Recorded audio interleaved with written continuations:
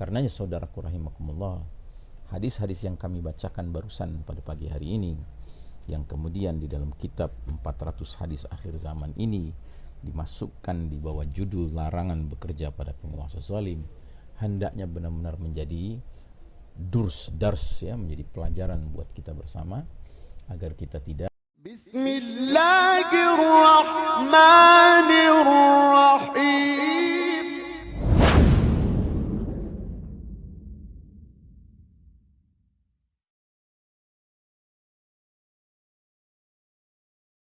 Bismillahirrahmanirrahim. Assalamualaikum warahmatullahi wabarakatuh. Alhamdulillahirabbil alamin, wassalatu wassalamu ala asyrafil anbiya'i wal mursalin sayyidina Muhammadin wa ala alihi wa ashabihi ajma'in. Faqala Allah ta'ala fi kitabihil karim ba'da a'udzubillahi minasyaitonir rajim, ya ayyuhalladzina amanu taqullaha haqqa tuqatih wa la tamutunna illa wa antum muslimun. Alhamdulillah, kita hari ini akan mengangkat beberapa hadis yang kita ambil dari kitab yang sangat bermakna ini, 400 hadis akhir zaman ya. Ini kita ambil di halaman 83, 84, 85. Saya bacakan saja 3 hadis ini di bawah subjudul larangan bekerja pada penguasa zalim. Rasulullah sallallahu alaihi wasallam bersabda, la ya'tiyanna 'alaikum umara'u yuqarribuna syiraran nasi wa yuakhiruna as-salata 'an mawaqitiha. Faman adraka dhalika minhum fala yakunanna 'arifan wala syurtiyan wala jabiyan wala khazinan. Benar-benar akan datang kepada kalian suatu zaman yang para penguasanya menjadikan orang-orang jahat sebagai orang-orang kepercayaan mereka, dan mereka menunda-nunda pelaksanaan sholat dari awal waktunya. Barang siapa mendapati masa tersebut, janganlah sekali-kali ia menjadi seorang penasehat, polisi, penarik pajak, atau bendahara bagi mereka. Keterangan hadis ini riwayat Ibnu Hibban, Abu Ya'la, dan At-Tabarani. Syekh Muhammad Nasiruddin Al-Albani menyatakan hadis ini sahih dalam silsilah ahadits as-sahihah nomor 360.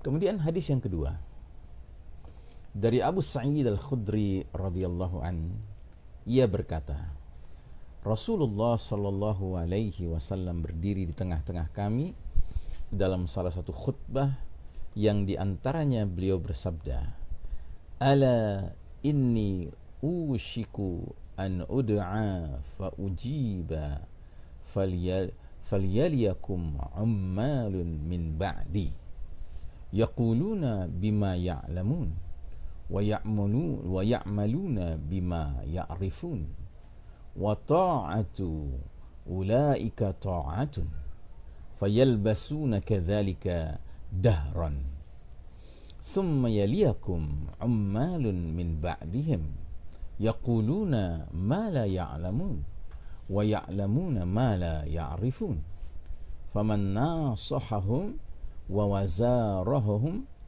wa shadda ala a'dadihim fa ulaika qad halaku khalituhum bi ajsadikum wa zayiluhum bi a'malikum washhadu 'ala al-muhsini bi annahu muhsin wa 'ala al-musii bi annahu musii'un.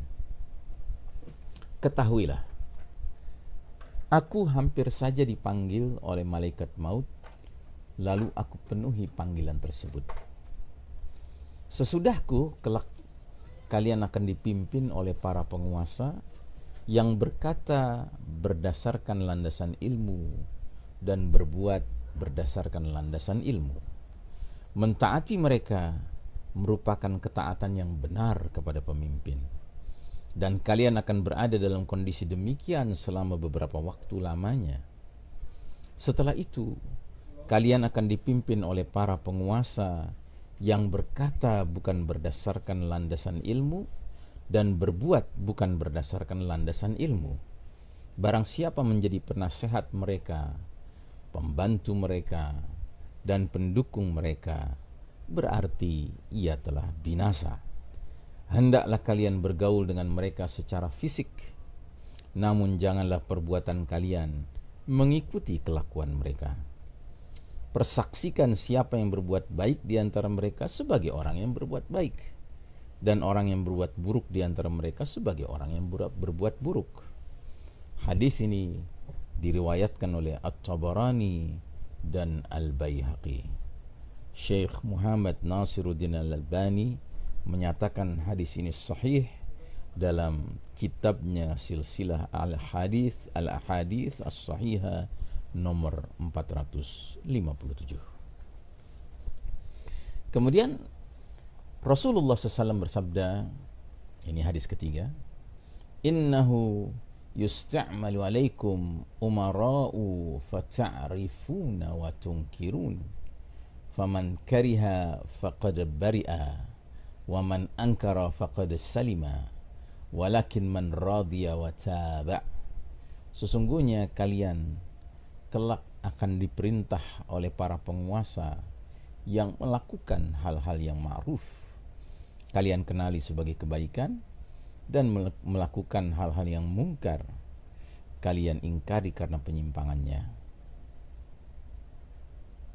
Maka barang siapa membenci dengan hatinya karena penyimpangannya, maka barang siapa membenci dengan hatinya, niscaya telah berlepas diri, tidak terkena tanggung jawab atau dosanya. Dan barang siapa yang mengingkari dengan lisan, niscaya telah selamat, tidak terkena tanggung jawab atau dosanya. Akan tetapi yang terkena tanggung jawab atau dosanya adalah orang yang setuju dan mengikuti kemungkaran penguasa. Saudaraku rahimakumullah, ini 3 hadis berada di bawah subjudul larangan bekerja pada penguasa yang zalim.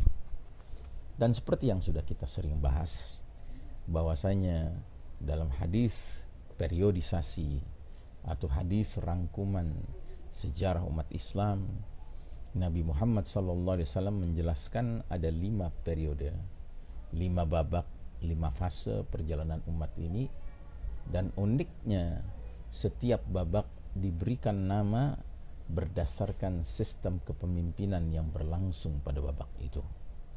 Dan ketahuilah, ingatlah bahwa kita sekarang sedang berada di babak yang paling kelam, karena Nabi Muhammad SAW menyebutnya sebagai babak mulkan jabriyatan, para penguasa yang memaksakan kehendak mereka.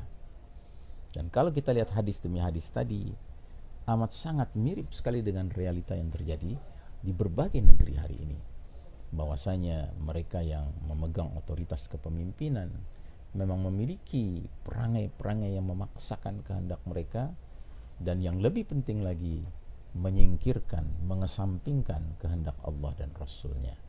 Karenanya saudaraku rahimakumullah, hadis-hadis yang kami bacakan barusan pada pagi hari ini, yang kemudian di dalam kitab 400 hadis akhir zaman ini dimasukkan di bawah judul larangan bekerja pada penguasa zalim, hendaknya benar-benar menjadi dars ya, menjadi pelajaran buat kita bersama, agar kita tidak terkategorikan tersia-sia hidup karena kita mengerahkan waktu kita, tenaga kita untuk memberikan loyalitas kepada pihak yang tidak pantas diberikan loyalitas, padahal hidup kita hanya sekali dan hanya sebentar.